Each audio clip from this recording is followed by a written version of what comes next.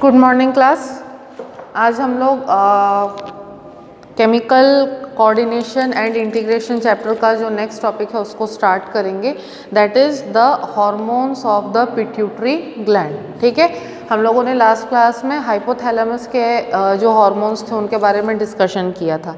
ठीक है, अब पिट्यूटरी ग्लैंड जो होता है इसको हम लोग कहते हैं मास्टर ग्लैंड। ठीक है, मास्टर ग्लैंड किस लिए कहते हैं? क्योंकि पिट्यूटरी से निकलने वाले सिक्रीट होने वाले जो हार्मोन्स हैं वो दूसरे ग्लैंड्स को इन्फ्लुएंस करते हैं, स्टिमुलेट करते हैं और इन टर्न वो ग्लैंड्स जो हैं अपने अपने हार्मोन्स को सिक्रीट करते हैं। ठीक है, तो बाकी जो ग्लैंड्स हैं उनको कंट्रोल करने का डायरेक्ट काम कौन कर रहा है? पिट्यूटरी कर रहा है, इसीलिए पिट्यूटरी को हम लोग मास्टर ग्लैंड बोलते हैं। ठीक है, अब पिट्यूटरी ग्लैंड होता कहाँ पर है? ठीक है, पिट्यूटरी ग्लैंड जो है बहुत ही छोटा सा मटर के दाने के साइज़ का होता है, पिंक कलर का ग्लैंड होता है। ठीक है, और इसका डायामीटर जो है 1.3 सेंटीमीटर होता है ओनली।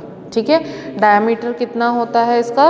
1.3 सेंटीमीटर और इसका वेट होता है 0.5 ग्राम।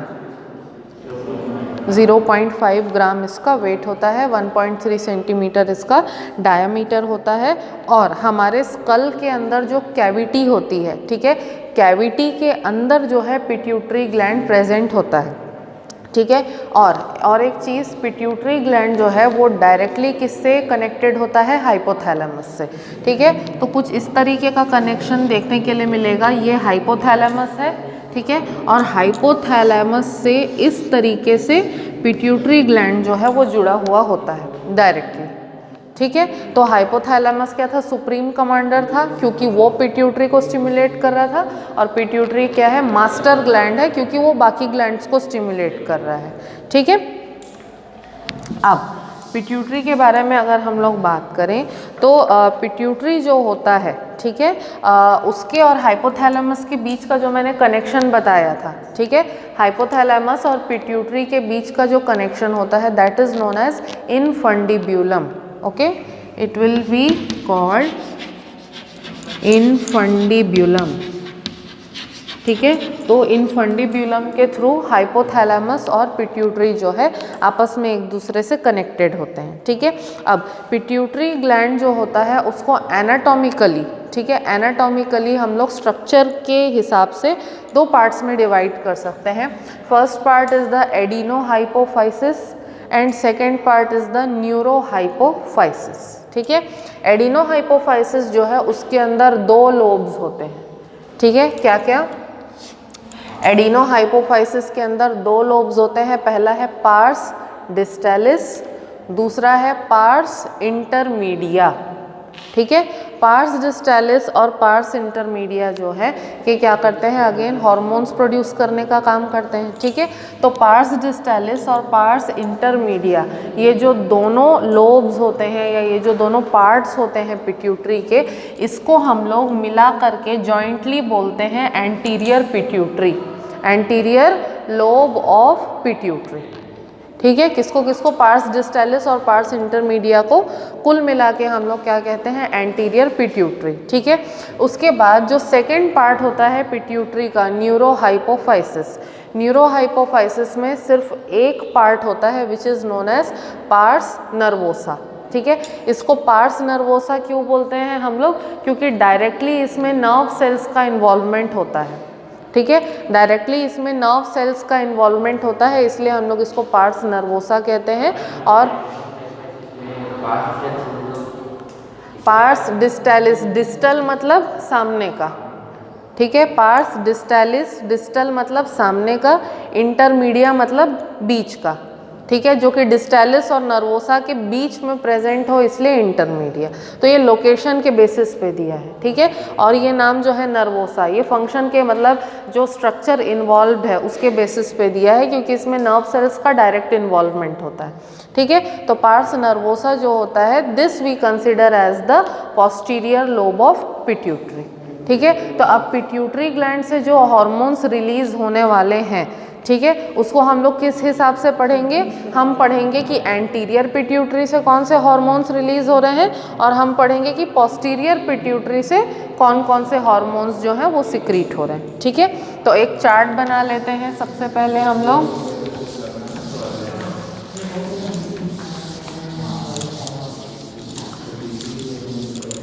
ठीक है, सबसे पहले देखते हैं कि एंटीरियर लोब ऑफ पिट्यूटरी से कौन कौन से हार्मोन्स सिक्रीट हो रहे हैं। ठीक है, एंटीरियर लोब ऑफ पिट्यूटरी से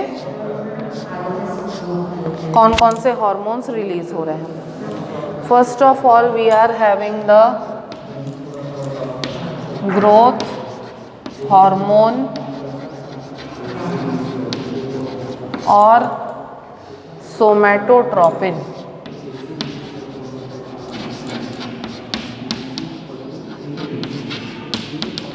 okay, then we are having the thyroid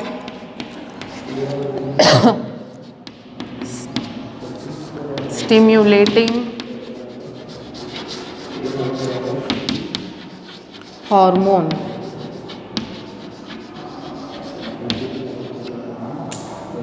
Okay, then we are having the adrenocorticotropin। उसके बाद we are having prolactin।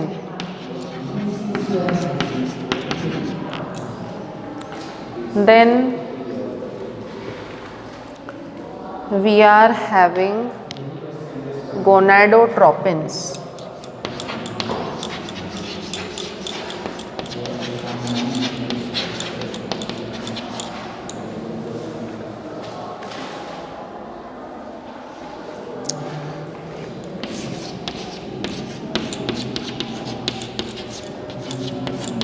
Gonadotropins के अगेन दो टाइप है, FSH और LH।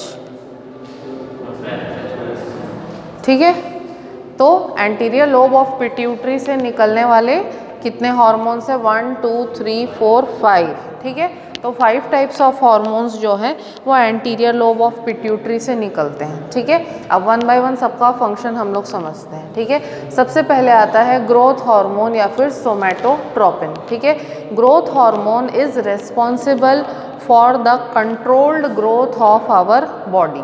ठीक है, हमारे बॉडी में जो कुछ भी ग्रोथ होता है उसका कंट्रोल्ड फॉर्म में, रेगुलेटेड फॉर्म में होना, that is the responsibility of the growth hormone. ठीक है, अब ग्रोथ हार्मोन जो है वो बेसिकली फंक्शन कैसे करता है, हमारे जो बॉडी के बोन्स होते हैं, ठीक है, बोन्स के सेल्स को बेसिकली स्टिमुलेट करता है ग्रोथ हार्मोन कि वो जल्दी डिवाइड करें।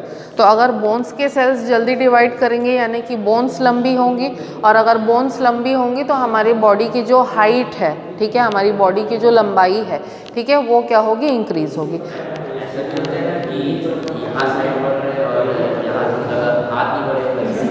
वो जेनेटिक डिफेक्ट्स होते हैं, वो जेनेटिक डिफेक्ट्स होते हैं। ठीक है, तो ग्रोथ हार्मोन क्या करता है, डायरेक्टली हमारे बोन्स को इन्फ्लुएंस करता है, स्टिमुलेट करता है कि उनकी ग्रोथ हो।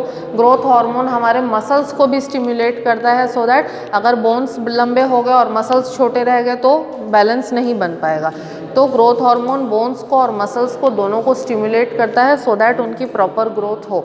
ठीक है, तो जब ग्रोथ हार्मोन का इन्फ्लुएंस हमारे बोन्स पर होता है उस ड्यूरेशन में खाने में, ठीक है, जो भी हम लोग कैल्शियम लेते हैं, ठीक है, वो कैल्शियम जो है ज़्यादा एब्जॉर्ब होता है हमारी बॉडी के अंदर, और ज़्यादा कैल्शियम एब्जॉर्ब होकर के डायरेक्ट कहाँ पर जाता है, हमारे बोन्स तक जाता है, क्योंकि बोन्स जो है वो एक्चुअली कैल्शियम के हेल्प से ही बनते हैं। ठीक है, इसीलिए कहा जाता है कि जो ग्रोथ ईयर्स होते हैं, जब बॉडी की प्रॉपर ग्रोथ होती है, यानी कि एडोलेसेंस से लेकर के प्यूबर्टी तक का जो एज होता है, और बचपन से भी कहा जाता है हमेशा कि दूध डेली पीना चाहिए, क्योंकि जितना ज़्यादा दूध पियोगे, जितना ज़्यादा कैल्शियम रिच फूड खाओगे, उतना ज़्यादा बॉडी को कैल्शियम मिलेगा और बॉडी की प्रॉपर ग्रोथ हो पाएगी। ठीक है। तो इस तरीके से ग्रोथ हार्मोन जो है वो हमारी बॉडी को अफेक्ट करता है, ठीक है। अब ग्रोथ हार्मोन का डेफिशिएंसी होने से 3 तरीके के कंडीशंस जो हैं वो प्रोड्यूस होते हैं, ठीक है। मतलब ग्रोथ हार्मोन के सिक्रीशन में अगर कुछ भी गड़बड़ हुआ तो उसमें 3 तरीके के कंडीशंस या 3 तरीके के डिसऑर्डर्स जो हैं वो प्रोड्यूस हो सकते हैं। पहला है ड्वार्फिज्म,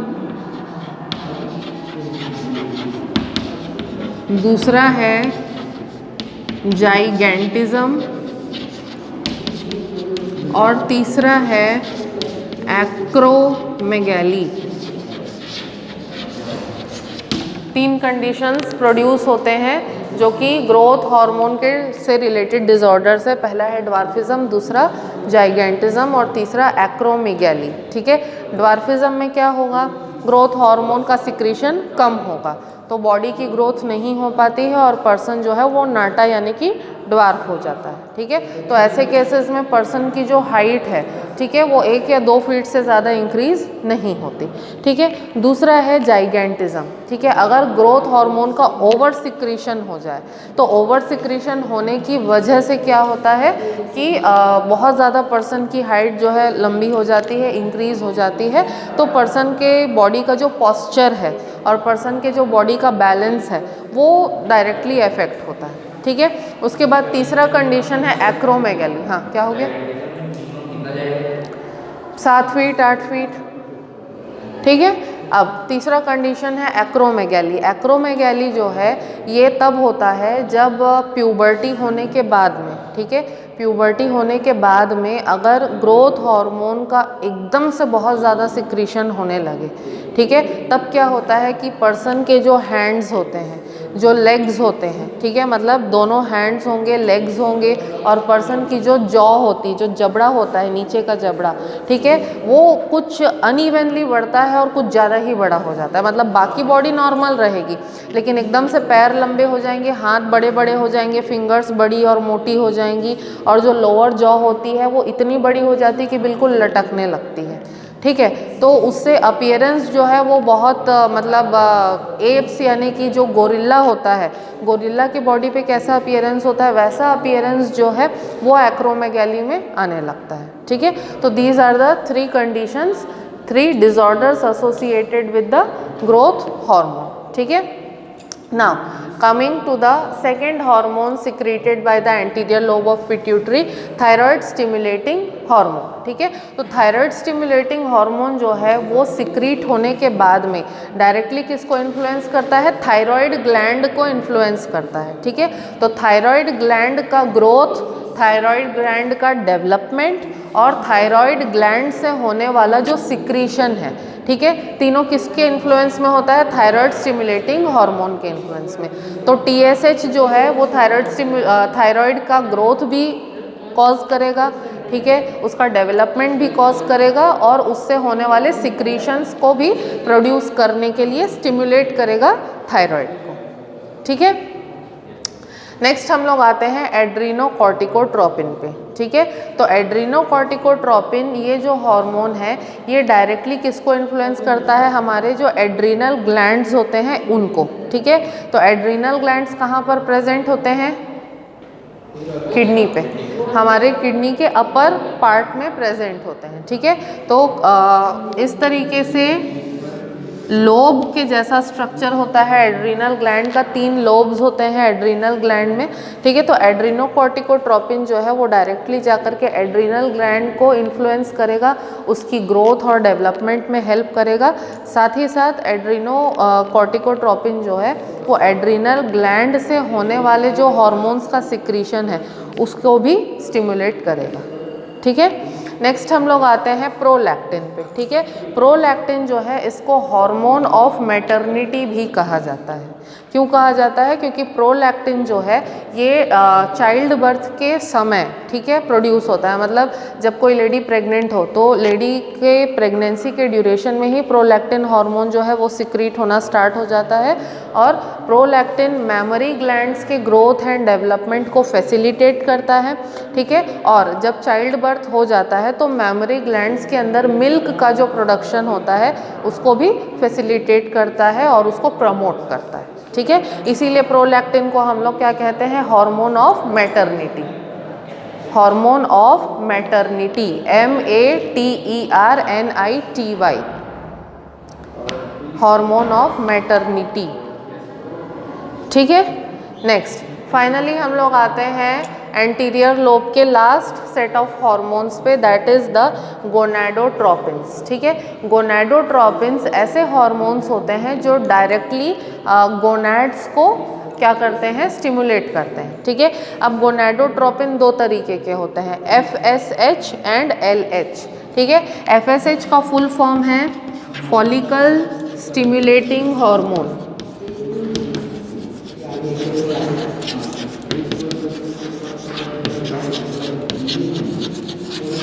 FSH का फुल फॉर्म है फॉलिकल स्टिमुलेटिंग हार्मोन, और LH का फुल फॉर्म है ल्यूटेनाइजिंग हार्मोन,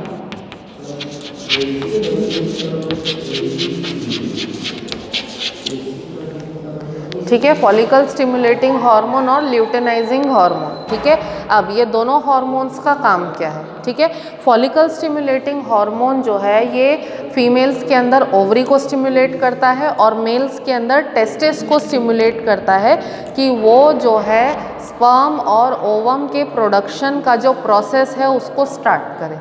तो FSH जो है जब वो फीमेल्स को इन्फ्लुएंस करेगा ओवरी को, ठीक है, तो ओवरी के अंदर जो है ओवम का प्रोडक्शन यानी कि oogenesis स्टार्ट होगा, और जब फॉलिकल स्टिमुलेटिंग हार्मोन टेस्टिस को इन्फ्लुएंस करेगा तो टेस्टिस में से स्पर्म्स का जो प्रोडक्शन है यानी कि स्पर्मेटोजेनेसिस का प्रोसेस जो है वो इनिशिएट होगा, ठीक है। उसके अलावा सेकेंड सेट जो है जिसको हम लोग ल्यूटेनाइजिंग हार्मोन बोलते हैं, ठीक है। ल्यूटेनाइजिंग हार्मोन जो है ये डायरेक्टली किसको इन्फ्लुएंस करेगा, ओवरी को और टेस्टिस को, और ओवरी जो है ल्यूटेनाइजिंग हार्मोन के इन्फ्लुएंस में आके एस्ट्रोजन और प्रोजेस्टेरॉन प्रोड्यूस करेगी, और टेस्टिस जो है वो ल्यूटेनाइजिंग हार्मोन के इफेक्ट में आके टेस्टोस्टेरॉन प्रोड्यूस करेगा। अंडरस्टूड? क्लियर है? चलो अब ये तो एंटीरियर लोब ऑफ पिट्यूटरी पे आ गए हम लोग, ठीक है। इसके बाद इंटरमीडिएट लोब यानी कि जो पार्स इंटरमीडिया है, ठीक है, उसके बारे में डिस्कस करते हैं हम लोग।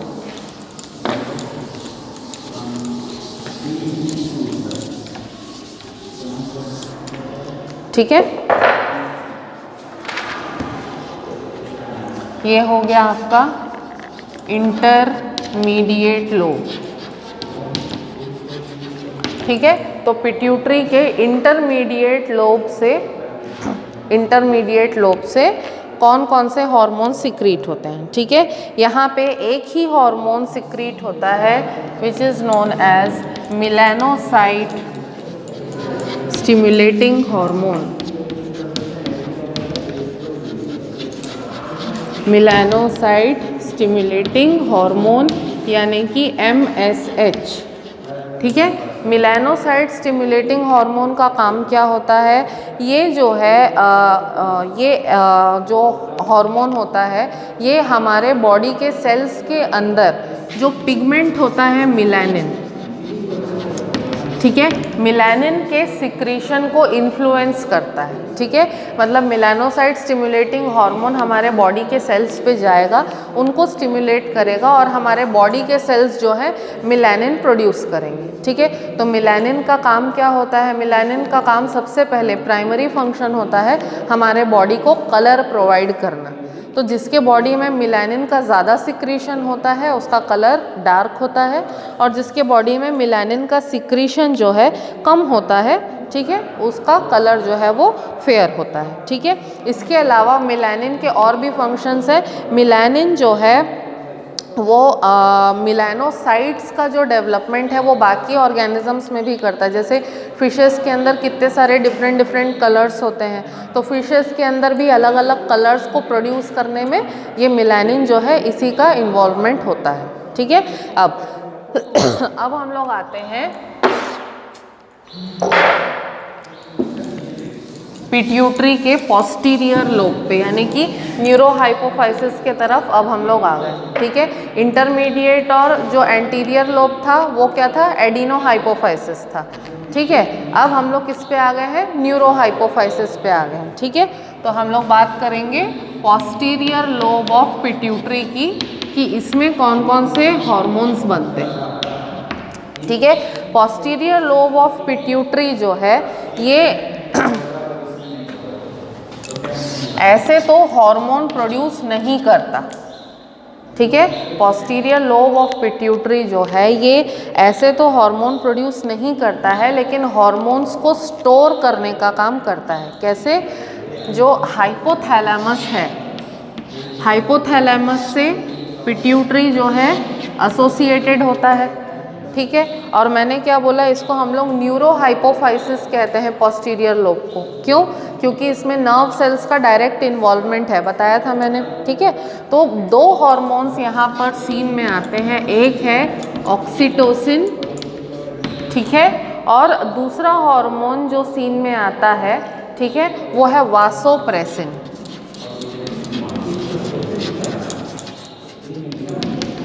ठीक है, अब ये दोनों हार्मोन्स प्रोड्यूस करने का काम बेसिकली कौन करता है? हाइपोथैलेमस करता है। ठीक है, तो हाइपोथैलेमस जो है ये दोनों हार्मोन्स को बनाएगा ज़रूर, लेकिन उसको इनफंडिब्यूलम के थ्रू कहाँ पर ट्रांसपोर्ट कर देगा? पिट्यूटरी में ट्रांसपोर्ट कर देगा। ठीक है, अब पिट्यूटरी ग्लैंड के अंदर जो नर्व सेल्स प्रेजेंट होते हैं, बेसिकली इनफंडिब्यूलम के अंदर जो नर्व सेल्स प्रेजेंट होते हैं, तो नर्व सेल्स का जो साइनेप्टिक एंड होता है, मतलब जो एक्सोनल एंड होता है, ठीक है, नर्व सेल्स के एक्सोनल एंड में ऑक्सीटोसिन और वासोप्रेसिन जो है वो स्टोर्ड रहते हैं। ठीक है, तो जब ऑक्सीटोसिन या वासोप्रेसिन को रिलीज करने के लिए स्टिमुलेशन मिलता है पिट्यूटरी को, तो पिट्यूटरी का जो पोस्टीरियर लोब है वो क्या करेगा कि ये जो नर्व सेल्स यहाँ पर होंगे, इसके अंदर ऑक्सीटोसिन और वासोप्रेसिन स्टोर्ड था।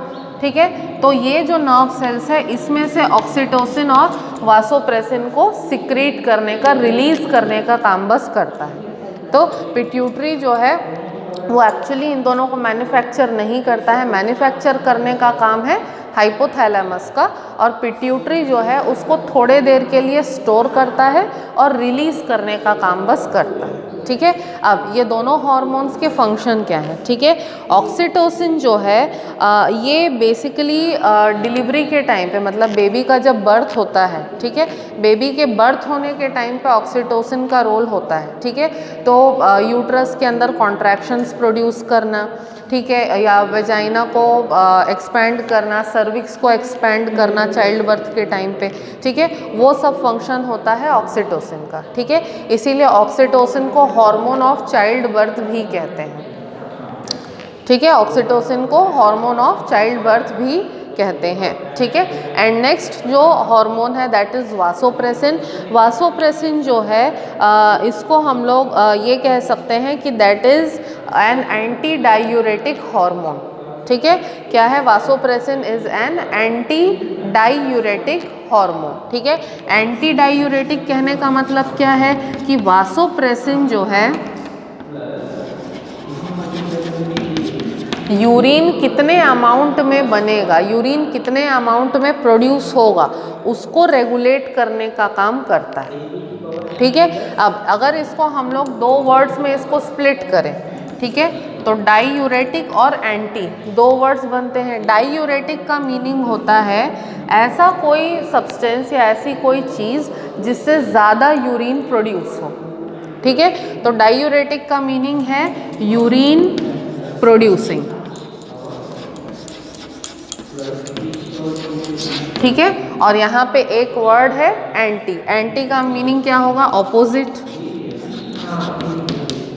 ठीक है, तो यूरिन प्रोडक्शन का जो प्रोसेस है, ठीक है, उसके ऑपोजिट अगर कोई हार्मोन काम करता है तब उसको हम लोग कहते हैं एंटी डायूरेटिक। तो वासोप्रेसिन जो है वो नेफ्रॉन का स्ट्रक्चर आपको याद होगा, है ना, तो नेफ्रॉन का जो स्ट्रक्चर है उसमें डिस्टल कॉन्वॉल्वुलेटेड ट्यूब यानी कि डीसीटी का जो पार्ट था, डीसीटी के पार्ट पे वासोप्रेसिन जो है उसका डायरेक्ट इन्फ्लुएंस होता है, और डीसीटी पे जा कर के वासोप्रेसिन क्या करता है? रीएब्जॉर्प्शन में हेल्प करता है। एक्स्ट्रा वाटर का, एक्स्ट्रा सॉल्ट्स का जो रीएब्जॉर्प्शन होता है नेफ्रॉन के डीसीटी में, वो किसके इन्फ्लुएंस में होता है? वासोप्रेसिन के इन्फ्लुएंस में ही होता है। तो इस तरीके से वासोप्रेसिन क्या करता है? यूरिन फॉर्मेशन का जो प्रोसेस है उसको रेगुलेट करने में और यूरिन की क्वांटिटी को रेगुलेट करने में हेल्प करता है वासोप्रेसिन। अंडरस्टूड?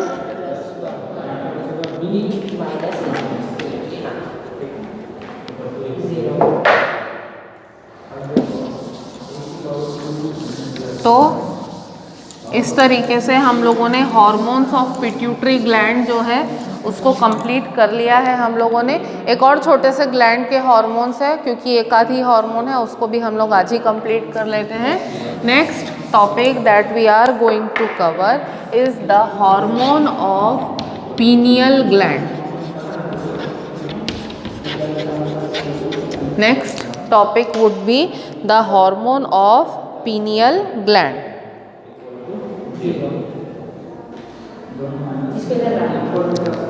ठीक है, छोटा सा ही, ठीक है।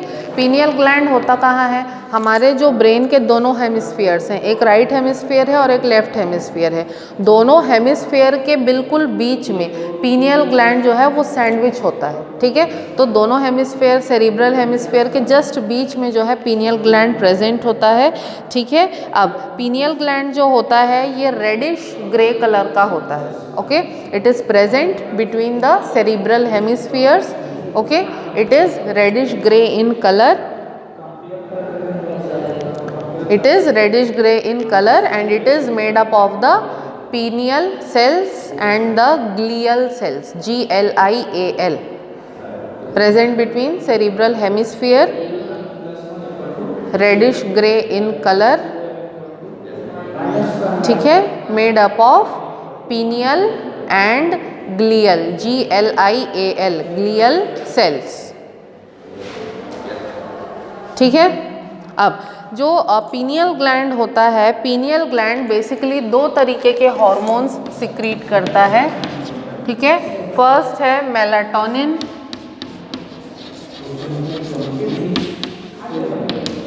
और दूसरा है सेरोटोनिन,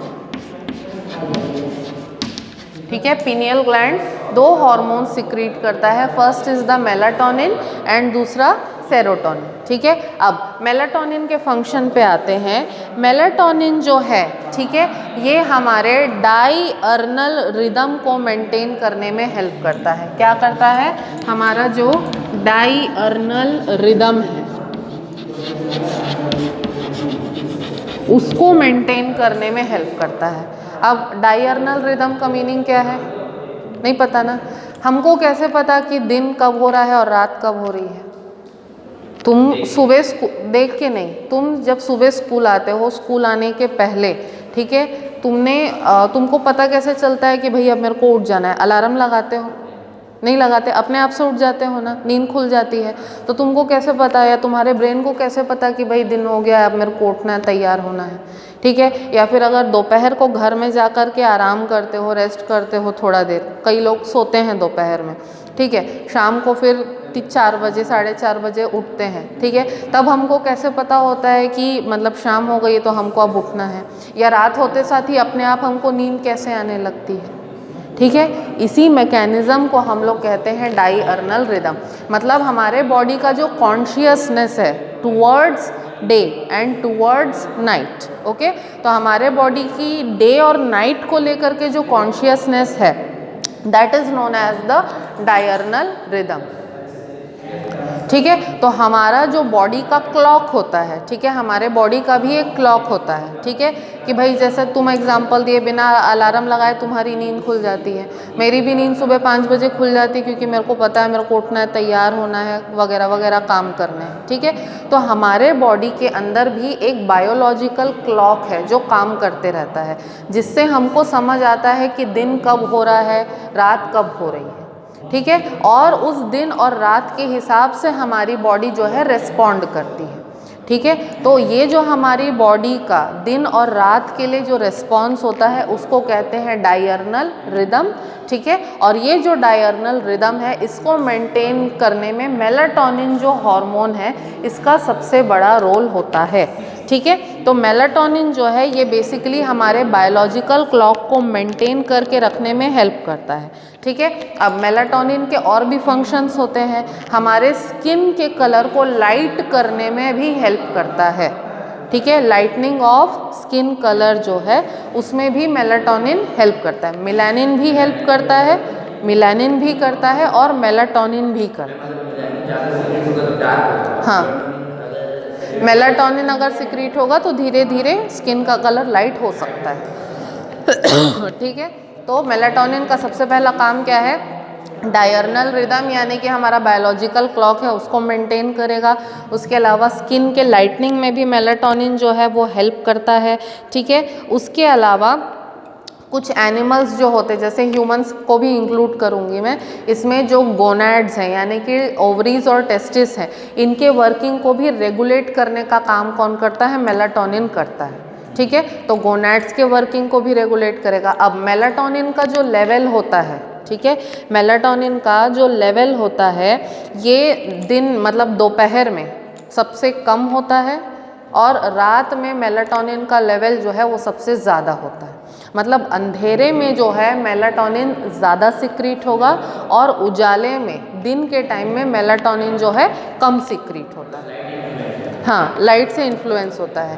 रात में अंधेरे में ज़्यादा सिक्रीट होगा और दिन में कम सिक्रीट होता है, ठीक है। तो दिन में कम सिक्रीट होने से क्या होता है कि हमारी बॉडी के अंदर ज़्यादा एक्टिवनेस होती है और हमारी बॉडी जो है ज़्यादा एक्टिविटी परफॉर्म कर पाती है। लेकिन जब रात में जैसे जैसे मेलाटोनिन का लेवल हमारी बॉडी में सिक्रीट होने लगता है, हमको थकान फील होने लगती है और हमको फिर नींद आने लगती है, ठीक है। तो लाइट से डायरेक्टली एसोसिएटेड या लाइट से डायरेक्टली इन्फ्लुएंस्ड होता है मेलाटोनिन का सिक्रीशन, ठीक है। और एक चीज़ ये है कि मेलाटोनिन जो है जितना ज़्यादा सिक्रीट होगा उतना ज़्यादा गोनैड्स का जो फंक्शन है वो इम्प्रूव होगा, ठीक है। तो रात के टाइम में जब मेलाटोनिन ज़्यादा सिक्रीट होता है उस समय में हमारे जो गोनैड्स होते हैं यानी कि टेस्टिस और ओवरी होती है उस समय उतना ही एफिशिएंटली और उतना ही अच्छे तरीके से काम करते हैं, ठीक है। इस तरीके का फंक्शन होता है, ठीक है। उसके अलावा मेलाटोनिन और क्या काम करता है, जैसे मेलाटोनिन के ऊपर साइड इफ़ेक्ट्स भी बहुत सारे पड़ते हैं। जैसे कि अगर कोई पर्सन है, जैसे एग्जांपल है मैं दे रही हूँ कि कोई बच्चा जो है अगर वो बचपन से अंधा है, कोई बच्चा अगर बाई बर्थ अंधा पैदा होता है तो उसके आँख में लाइट नहीं जाती है, लाइट एंटर करने से भी उसको कोई फ़र्क नहीं पड़ता है ना। तो ऐसा बच्चा जो अंधा है उसको लाइट का परसेप्शन ही नहीं है, उसको उजाला दिखता ही नहीं है, समझ ही नहीं आता है। तो ऐसे बच्चे जो बाई बर्थ ब्लाइंड होते हैं उनके बॉडी में मेलाटोनिन ज़्यादा सिक्रीट होता है, ठीक है। और हर समय उनके बॉडी में मेलाटोनिन का लेवल जो है वो ज़्यादा रहता है।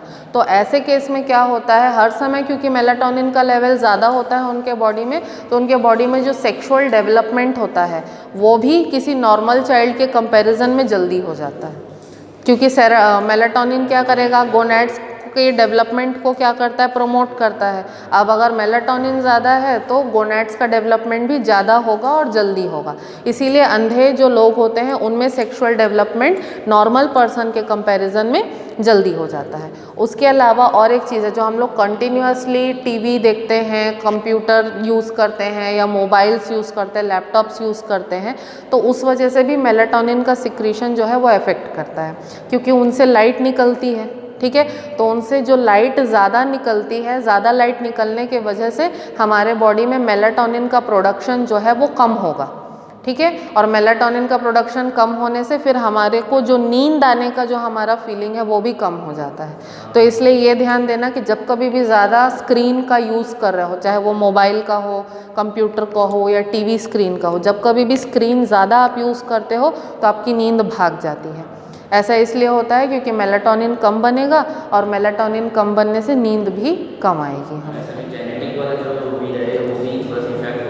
थोड़ा सा इफेक्ट करता है, लेकिन मेलाटोनिन जो है इस चीज़ पे ज़्यादा जो है उसका इफेक्ट होता है, ठीक है। एंड फाइनली नेक्स्ट हम लोग आते हैं पीनियल ग्लैंड के सेकेंड हार्मोन पे, दैट इज़ द सेरोटोनिन। ठीक है, सेरोटोनिन जो है इसको हैप्पी हार्मोन बोलते हैं। ठीक है, हैप्पीनेस की फीलिंग हमको प्रोवाइड करता है सेरोटोनिन। और सेरोटोनिन जो है ये हमारे बॉडी के जितने भी साइक्लिकल चेंजेस हैं, ठीक है, जैसे कि प्यूबर्टी कब आएगा, ठीक है, या फिर मेंस्ट्रुअल साइकिल कब स्टार्ट होगा, ठीक है, या फिर बॉडी में अचानक से जो ग्रोथ इंक्रीज होती है वो कब आएगा, तो जितने भी साइक्लिकल फिनोमिना होते हैं हमारे बॉडी में, साइक्लिकल फिनोमिना को मेंटेन करने का काम करता है सेरोटोनिन। ठीक है, तो आज की क्लास को हम लोग यहीं कंक्लूड करते हैं। नेक्स्ट क्लास से हम लोग थायराइड ग्लैंड के हार्मोन्स के बारे में डिस्कस करेंगे। ठीक है।